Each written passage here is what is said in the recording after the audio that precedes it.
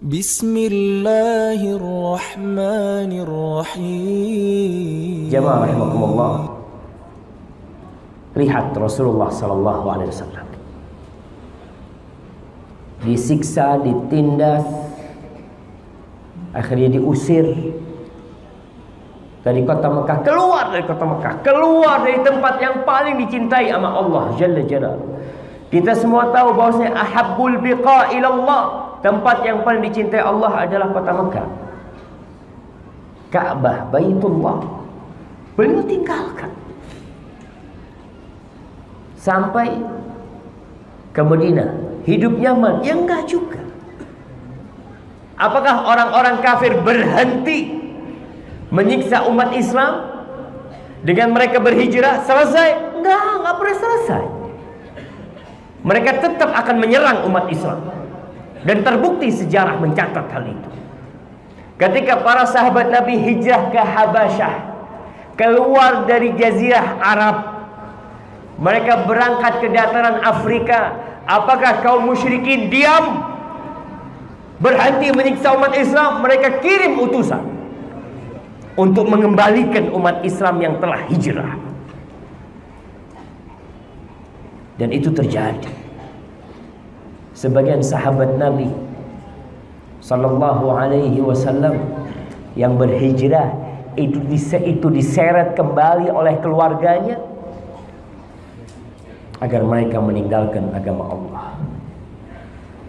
Pada tahun kelima setelah 5 tahun berhijrah, Rasulullah sallallahu alaihi wasallam didatangi oleh pasukan.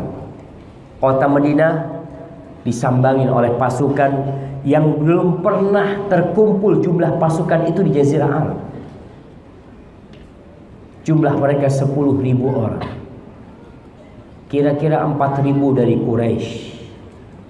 Sisanya Arab-Arab Badui. Tentara-tentara bayaran. Orang-orang Yahudi. Mereka bergabung menjadi satu kekuatan. Apa tujuannya? Menghabisi umat Islam. Tapi ingat, umat Islam mungkin mati. Afwan, umat Islam mungkin sebagian mati, tapi umat Islam tidak akan pernah habis, jemaah. Mereka datang dengan kekuatan itu, dengan teknologi mereka, dengan jumlah mereka, dengan kekuatan ekonomi mereka. Karena mereka datang untuk mengepung kota Madinah, memboikot kota Madinah, menyelesaikan semua urusan, untuk melemahkan umat Islam. Ya, Allah menceritakan hal itu di surat Al-Ahzab. Perang itu disebut Ghazwatul Ahzab, dan satu surat khusus bernama perang itu. Allah mengatakan di ayat 10-11, إِذْ جَاءُوكُمْ مِنْ فَوْقِكُمْ وَمِنْ أَسْفَلَ مِنْكُمْ وَإِذْ زَاغَتِ الْأَبْصَارُ وَبَلَغَتِ الْقُلُوبُ الْحَنَاجِرَ وَتَظُنُّونَ بِاللَّهِ الظُّنُونَ. Ketika pasukan itu datang dari arah atas, datang dari arah bawah, ketika mata kalian terbelalak, bingung dengan jumlah pasukan yang besar, dalam kondisi yang menegangkan di dalam kota Madinah, makanan nggak ada, pasukan begitu besar, orang-orang Yahudi berkhianat, mereka berada di dalam kota, berada di dalam pertahanan. Mereka berada di dalam selimut yang menyelimuti umat Islam. Ada di dalam sana, dan mereka berkhianat. Sampai Allah mengatakan jantungnya para sahabat itu naik sampai ke kerongkongan. Dan mulai prasangka-prasangka kepada Allah macam-macam. Hunalika ibtuliyal mu'minun wa zulzilu zilzalan syadida. Pada waktu itu orang-orang yang beriman diuji dicoba sama Allah, digoyangkan mereka. Mereka tetap beriman atau tidak? Karena sebagian umat Islam ada yang menyeberang. Ketika hidup susah, ketika mendapatkan sesuatu yang lebih nyaman, dia nyeberang. Umat Islam tatkala itu diuji dengan ujian yang sangat dahsyat sekali. Anas bin Malik radhiyallahu taala anhu menceritakan salah satu peristiwa di perang Ahzab. Dia mengatakan kharaja Rasulullah sallallahu alaihi wasallam ila al-Khandaq. Rasulullah sallallahu alaihi wasallam berangkat ke parit. Beliau pergi ke sana. Fa idzal muhajirun wal ansar yahfiruna fi ghadatin baridah. Orang-orang muhajirin dan ansar yang hijrah ingin hidup nyaman, yang hijrah ingin mendapatkan kedamaian, ternyata Allah masih uji hijrah mereka. Allah uji. Nabi melihat sahabat-sahabat Ansar Muhajirin sedang di parit, menggali parit mereka.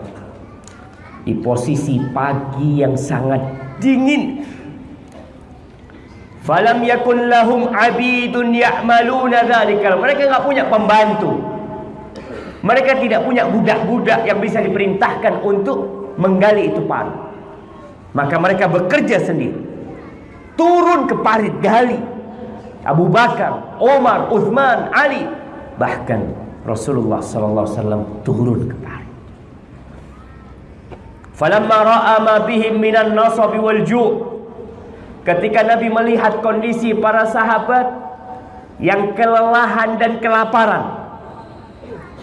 Antum bisa bayangkan nanti kelaparan seperti apa? Ada orang hijrah, kadangkala ya makan, cuma makannya nggak enak, tidak sampai kelaparan. Tapi para sahabat Nabi kelaparan yang sampai membuat perut mereka diikat dengan batu. Rasulullah SAW ketika melihat para sahabat dalam kondisi seperti itu, beliau mengatakan, Allahumma innal aisha aishul akhirah faghfir lil ansari wal muhajir. Ya Allah, sesungguhnya kehidupan yang sebenarnya adalah kehidupan akhir. Ampuni orang-orang Ansar dan orang-orang Muhajirin. Apa kata para sahabat menyimak ucapan Nabi alaihi salatu wassalam? Nabi hendak menghibur, kau capek di sini. Tapi hidup yang sebenarnya sebentar lagi, enggak lama. Para sahabat menjawab, faqalu mujibina lahu. Kata Anas bin Malik, para sahabat menjawab ucapan kekasihnya dengan mengatakan, nahnu alladzina bay'u Muhammadan 'ala al-jihad ma hayina abadan. Kata mereka, kita yang membaiat Nabi Muhammad sallallahu alaihi wasallam untuk terus berjuang selama kita hidup di muka bumi ini. Selamanya. Beliau ingin mengatakan kepada Rasul, jangan takut sama kita Nabi. Kita siap untuk membelamu selama hayat masih di kandung badan. Kita akan terus berjihad.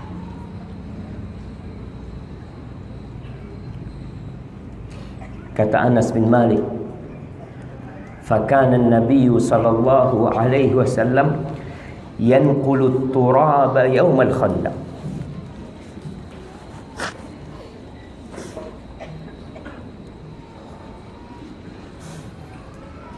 Nabi SAW itu mindahin tanah, jemaah. Ngangkat tanah beliau dengan tangannya. Mungkin ditaruh di perutnya sehingga perutnya penuh dengan debu. Wallahi kita sekarang dengan pakaian-pakaian yang bersih. Sallallahu ala nabiyina Muhammad. Tapi mereka optimis. Mereka tidak pernah putus asa. Syiar umat Islam pada waktu itu, Disebutkan oleh Ibnu Hisham dalam kitabnya bahwa para sahabat membaca Hamim la yunsarun, mereka tidak akan ditolong, tidak bakal ditolong tuh mereka. Terus mereka membaca itu. Kalau bicara lapar tadi yang disampaikan, Imam Bukhari bercerita, fakanu yu'tauna bimil kaffai minasyair.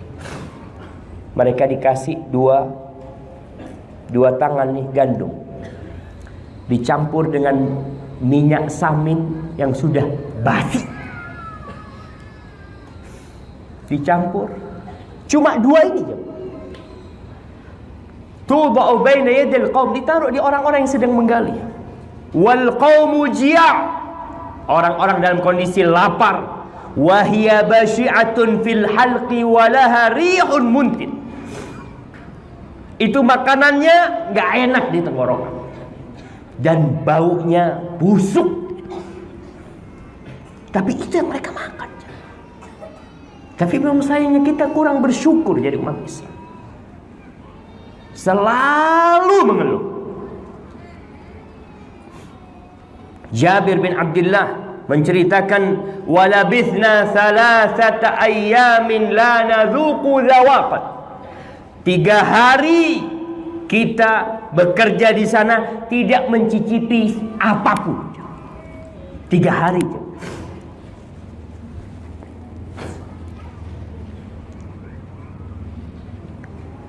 Abu Talha,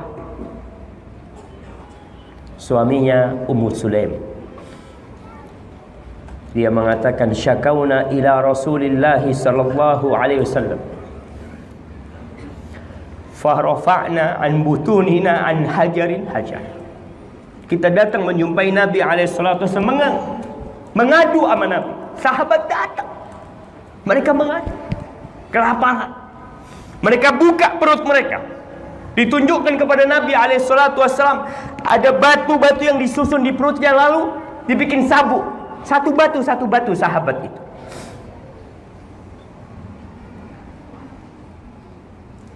Farafa'a Rasulullah sallallahu alaihi wasallam an hajar.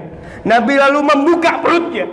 Ternyata ada 2 lapisan batu di perut Nabi sallallahu alaihi wasallam.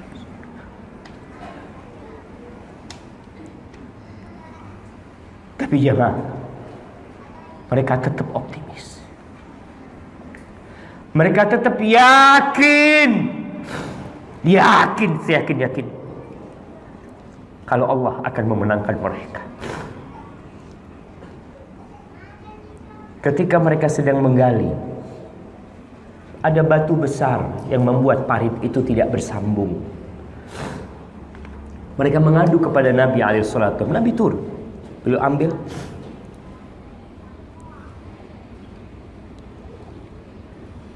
Beliau mengatakan, ketika memukul itu batu, tammat kalimatu rabbika sidqan wa adla, la mubaddila li kalimatihi wa huwa as-sami'ul alim. Subhanallah.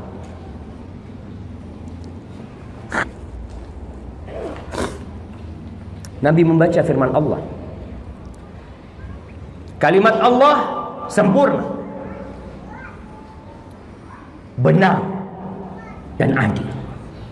Semua berita yang ada dalam Al-Quranul Karim pasti akan terjadi. Dan semua hukum yang disebutkan dalam Al-Quranul Karim